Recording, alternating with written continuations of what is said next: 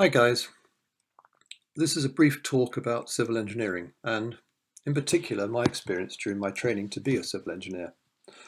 I'll start by explaining a little bit about what civil engineering is and then cover why students choose this career. I'll next talk about some of the ways you can train to be a civil engineer and some of the benefits and challenges of the training before covering a little bit about what I did during my training. I hope you find it useful. I guess Wikipedia is a good place to start to find a definition of what civil engineering is. Their definition is that it's a professional engineering discipline that deals with the design, construction and maintenance of the physical and naturally built environment. Sounds grand, but what does that mean? It means work such as roads, bridges, canals, dams, airports, sewerage systems, pipelines, structural components of buildings and railways, even offshore oil and gas platforms, wind farms, etc. There's more information on this website. I put in a couple of slides to show you the types of project that you might be involved in as a civil engineer. These are just examples. The list is endless. And here are some more projects that civil engineers work on. Why choose civil engineering? Here are a few reasons. It is so varied. Each project is unique and there are always different challenges. It's creative. Working out how people will interact with your project is part of the fun. How do you make it easier for people to build it? Then, how will people use it? Can you design it so that it is more user-friendly? Team effort. The team that is built to complete the project will have many different skills. Project managers pull these teams together to create a vision to follow.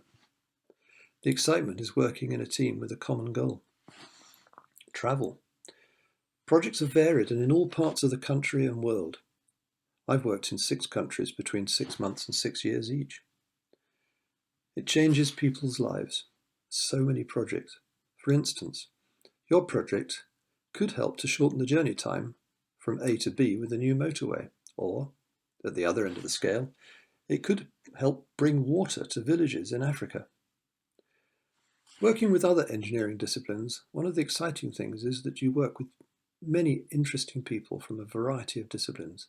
For example, mechanical engineers, chemical engineers, and safety engineers. You can learn so much from them. There are a variety of routes into a career in civil engineering. This website explains what you might consider doing depending on what your age is now. There are apprenticeships where you can work and go to college in evenings or in day release. That's the earn and learn route. There's a link on the next slide which introduces this subject. Here's some information about alternative ways on how to get a degree. Apprenticeships. They combine work-based study with on-the-job training and pay. As an apprentice, your employer will pay for your training costs, including tuition fees. With the cost of university fees getting higher, an apprenticeship could be a different path to explore. Or there's sponsored degrees. You can expect more than an average degree because you've got 1 year's industrial experience within the degree and possibly paid for summer work experience, an annual scholarship or bursary payments. So not only do you reduce the amount you pay for your degree, you also get valuable work experience under your belt. These websites will explain further. Now I'm just going to touch on my experience on my training. There are loads of points. Just before I do that, I'd like to just cover a point that I could raise here on benefits, challenges and myths. I thought I'd try and keep it simple. Some apprenticeships are by day release or evening lectures. Be aware that there'll be a significant time commitment taking this route. Think about the length of your course. Do you mind if your course is 4 or 5 years where many of your schoolmates will have finished university after 3 years? Personally, I didn't find that a problem. A straight 3-year course means that the friends you meet across all courses will be there with you throughout the 3 years. If you do an industrial year, you'll find that many of your friends from other courses will have graduated already. However, with the internet, you can always keep in touch. Salary may be low during the industrial periods of your course, but at least you are earning and you're gaining valuable experience. The great thing is that it exposes you to a variety of aspects of civil engineering during your course, which will help you to decide what you'd like to specialise in.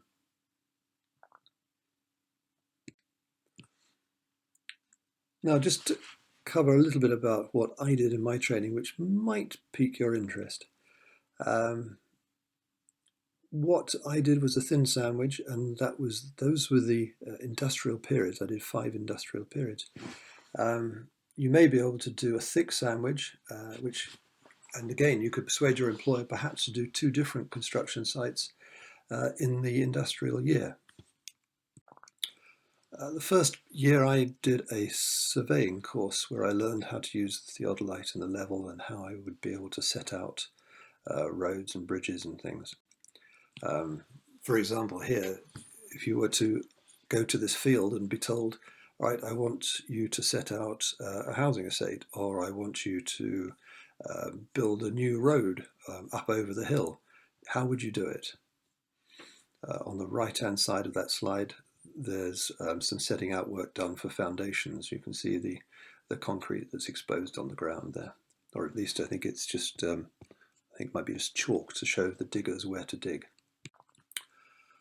Then my next industrial period was in Newmarket, where I was involved in the Newmarket bypass.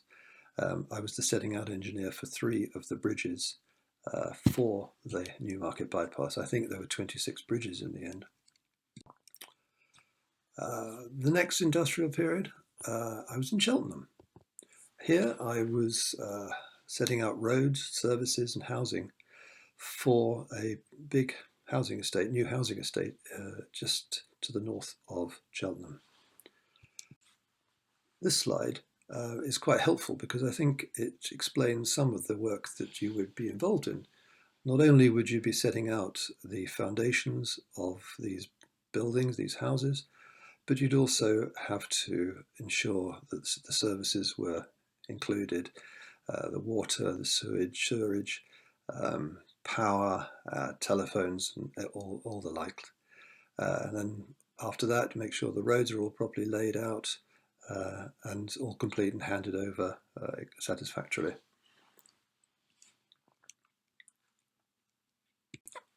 Now the next slide, the next one, I think is a really interesting project. This particular job is in Grosvenor Gardens in Victoria, in London. Some of you may have seen it. There's some beautiful Regency buildings built in the 1860s for very wealthy people. You can see there the project has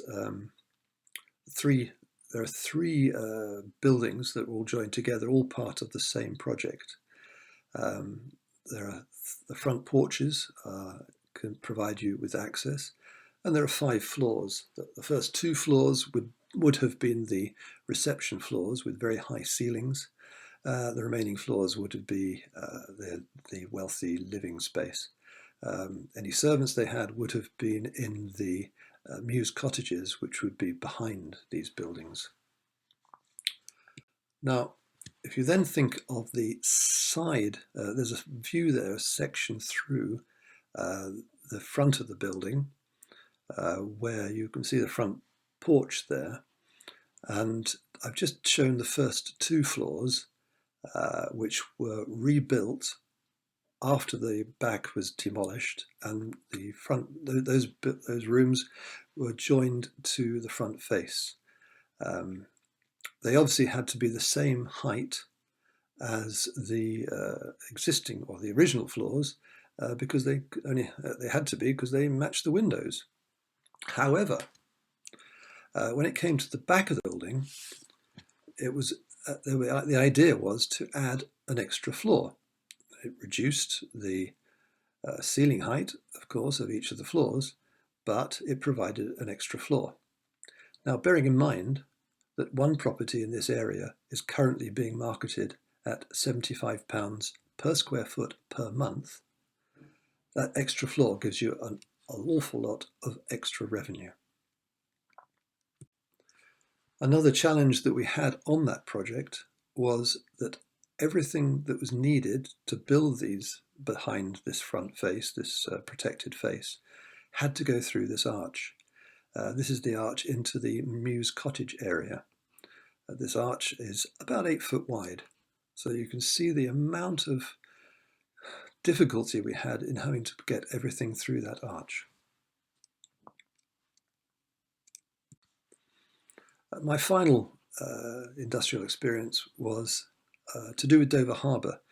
They wanted to build a hovercraft terminal. I know hovercraft terminals are a little bit passé at the moment, but at the time they wanted to reclaim that land, and in reclaiming it they were concerned that the channel that was created, the narrow channel that was created into the inner harbour, that's to the left of the picture.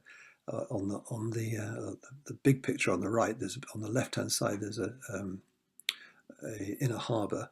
That's where all the yachts are kept, and the yachtsmen, I think, were concerned that in moving their yachts out into the open sea through a new narrow channel, they might bang their beautifully shiny yachts up against the walls of that channel. So we did a test, a model tests, and on this slide it shows you the before and after. The left-hand sketch shows you the before the hovercraft terminal was installed, and on the right after it was installed. If waves are coming in from the right, if you take the left-hand sketch, you can see that they bounce off the first jetty wall, then second, and then third, and it then starts to go into the inner harbour. However, by that time, having bounced off a couple of walls, the energy in the waves has dissipated, and there's little problem for the yachtsman.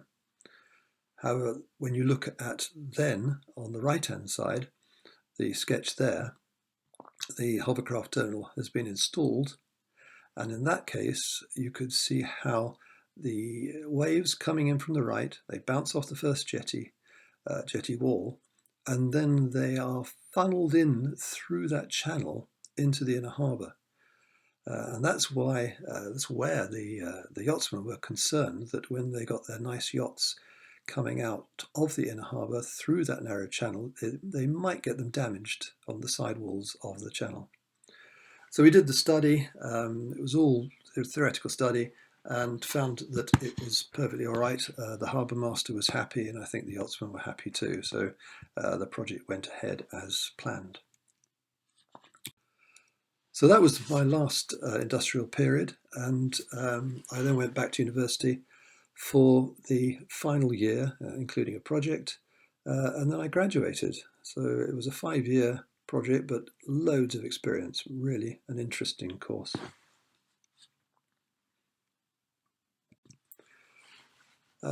Final slide is really just to say I hope you enjoyed it, and if you have any questions, please use this website to send questions through to the organisers, and they'll send it to me to see if I can answer it for you. I hope that's okay. Thank you very much. Goodbye.